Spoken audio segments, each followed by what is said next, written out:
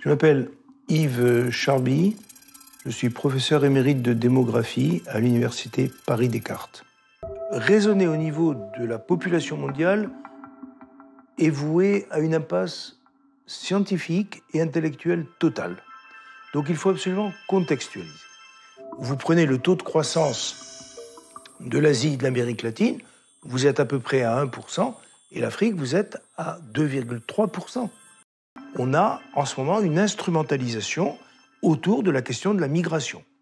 Et là, les chiffres sont imparables, c'est archi faux. Il y a 8 millions de personnes qui circulent à l'intérieur de l'Afrique de l'Ouest. Et à côté de ça, on a 1 million de personnes qui circulent dans les pays de l'OCDE. 7 millions ou 8 millions d'un côté, 1 million de l'autre. Et sur le million, massivement, des Maghrébins et très peu d'Africains noirs.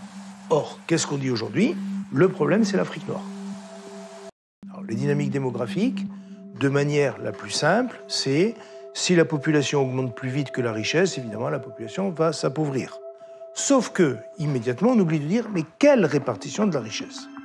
Et là, il y a un exemple qui est tout à fait remarquable.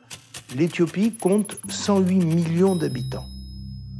L'homme le plus riche au monde, c'est le propriétaire d'Amazon.